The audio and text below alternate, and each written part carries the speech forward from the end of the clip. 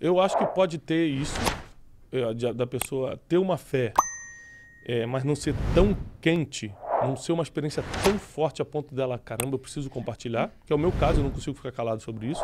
E também tem o outro lado extremo, que é a pessoa usar Deus, usar o jeito de falar da fé para ter resultados financeiros. Entendeu? Então, vai dar muito mais audiência numa live se eu falar, gente, eu vou orar aqui por vocês, do que eu simplesmente dar um conteúdo. Eu posso fazer um teste um dia com você. Pode botar conta. Gente, amanhã eu vou fazer uma live de oração. Todo mundo vem. Vai dar 40 mil pessoas. Se eu falar, é live de conteúdo, eu vou passar conteúdo. Dá 15, 16 mil pessoas. Então, porque as pessoas se movem muito, a massa se move muito pela fé. Então, tem os dois lados, quem não demonstra e quem demonstra falsamente também. Então, é por isso que eu acho que você tem que analisar uma pessoa pelas atitudes, consequentemente pelos frutos, e não pelo que ela fala.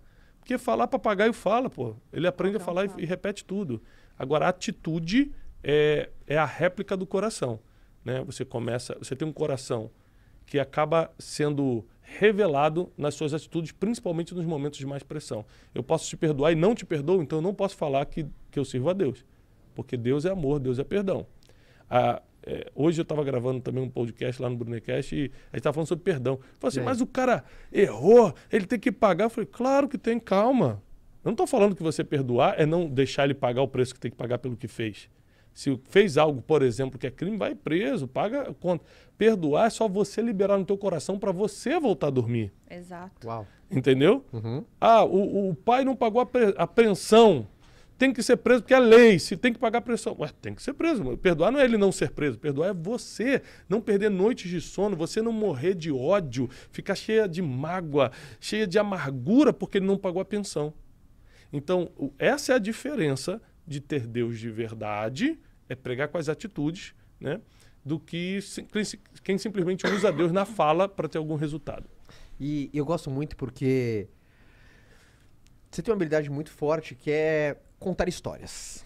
A habilidade de você contar histórias é de você, dentro de uma história, existem grandes ensinamentos.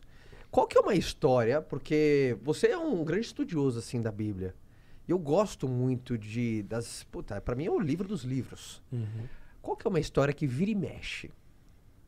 Você conta que é carregado de uma boa história, que você sabe que vai servir para o empresário, para o empreendedor, para alguém que está começando, mas você sabe que essa história do ensino. Eu sei que é duro, porque eu nem sei. Não, tem muitas. Posso escolher uma, mas não é a melhor.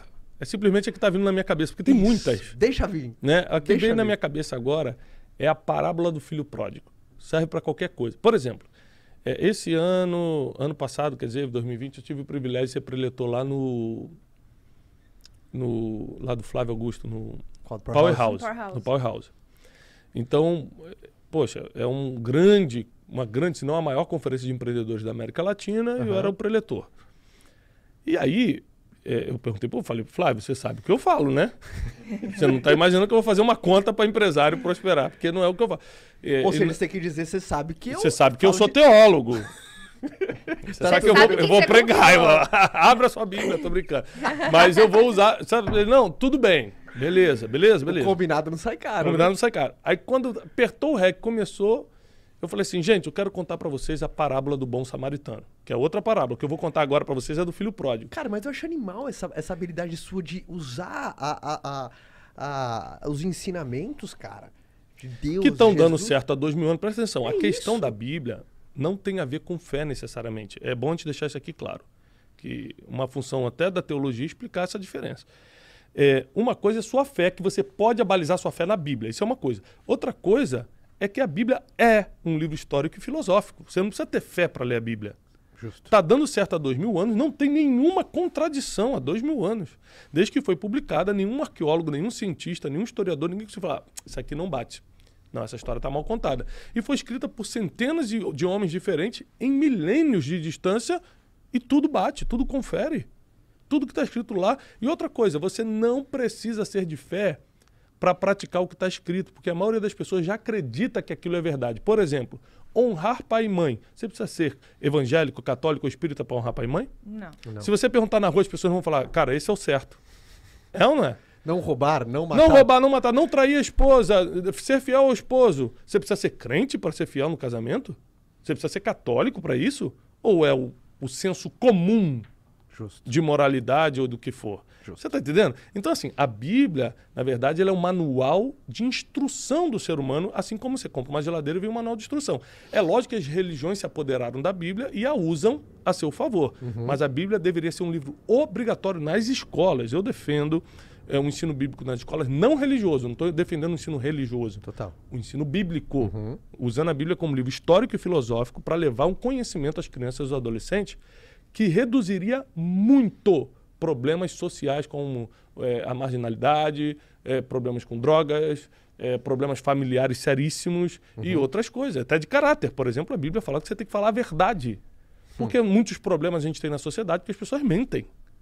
Né? As pessoas enganam, as pessoas roubam. Ou seja, a Bíblia fala, isso não pode. Se a gente seguisse a Bíblia, o mundo seria melhor, independente da religião. Foi por isso que ela foi deixada. Ela tem um propósito que ela foi Exatamente. deixada. É um manual de vida do ser humano.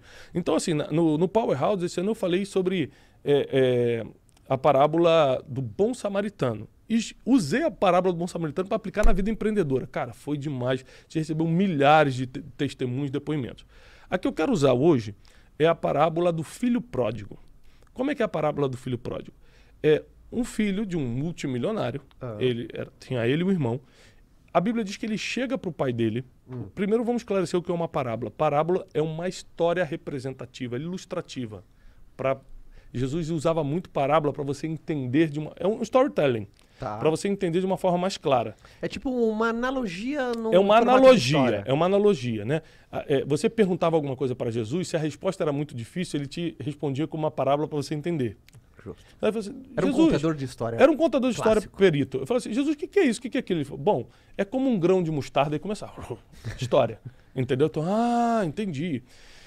Na parábola do filho pródigo, a história é o seguinte, então, é ilustrativo.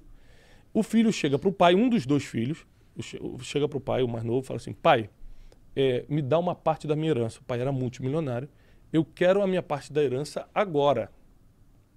E tem um versículo em Provérbios, que é o livro de Salomão, o homem mais sábio e mais rico historicamente que já passou, que diz que a maldição, quando é adiantada, vem a ser... Desculpa. A herança, quando é adiantada, vem a ser uma maldição. Então, herança é bom? Eu trabalhei a vida toda, eu quero deixar uma herança para meus filhos. Mas adiantada vira maldição. Está na Bíblia. Toda vez que você descumpre um princípio bíblico, você vai pagar um preço, acreditando ou não acreditando. Tiago, eu não acredito nisso não. Você pode não acreditar, mas vai pagar o preço do mesmo jeito. Justo. É histórico, é estatística. Você não acredita na Bíblia, então você acredita em matemática? Pega por estatística. Quem cumpriu o princípio como está, quem descumpriu os princípios bíblicos como está. Pega por estatística, então. Vamos na matemática.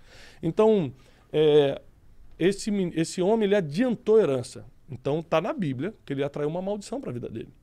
Então, ele pega a herança, parte dele, e a Bíblia diz que ele vai para uma terra muito distante e começa a gastar todo esse dinheiro com mulheres, prostituição, com amigos, com jogos, com tudo aquilo que o ganhador da Mega Sena faz. Porque dinheiro fácil faz você gastar fácil. Você não tem um ganhador da Mega Sena de pé. Os caras estão tudo quebrado. Então, ele começou a gastar com isso. Você já viu um cara quebrado se levantar? Já. Eu estava quebrado, me levantei. A Bíblia diz que ele quebrou. Dava para se levantar? Dava. O problema é que ele não conseguiu prever o futuro, porque ser humano não prevê futuro. Deus sim. E no futuro, a Bíblia diz que estava vindo uma grande fome sobre a terra. Então, qual o problema? Ele quebrou como se fosse no meio da depressão de 29 ou do coronavírus 2020. Não tinha para onde correr. Ele quebrou e não tinha para onde correr, não tinha de onde levantar recursos. Então ele começou a desejar comer comida de porco, ele começou a ser muito humilhado. Claro, os amigos desapareceram, eram amigos do dinheiro, as prostitutas foram embora, acabou o dinheiro, acabou tudo. Aí a Bíblia diz que ele cruza os braços no meio de um chiqueiro, olhando para a comida de porco, pensando em comer a comida do porco. E fala assim, caramba, eu estou aqui tentando comer comida de porco e os empregados da casa do meu pai comem muito melhor do que isso. Já sei o que eu vou fazer. Aí a Bíblia diz assim, caindo em si, ou seja, a ficha caiu. Caindo em si, pensou, levantar-me-ei, irei ter com meu pai e direi assim, : Pai, pequei contra os céus, pequei contra ti, não sou digno de ser chamado teu filho, trata-me como eu fosse um dos teus empregados. Ou seja, eu sei que a droga que eu fiz foi tão grande, não precisa mais me assumir como filho, não. Deixa eu voltar como empregado, que eu sei que eu vou viver melhor do que eu estou vivendo lá. Aí a Bíblia diz no outro versículo, levantou-se e foi. Chegando lá, o pai abraçou ele, falou, que isso, você é meu filho, recebeu de volta, botou um anel de ouro nele, botou roupa de linho e falou, você matou o melhor cordeiro que tinha e fez um banquete. Moral da história. Ele cria um problema e não tem nessa parábola uma oração, um pedido de socorro a Deus, não tem um anjo descendo para ajudar. Ele cria o problema e resolve sozinho. Então o que acontece? Eu uso essa parábola para te ensinar. Você resolve o problema que você criou e Deus resolve os que você não criou. Uau. Então tem problema que você não criou.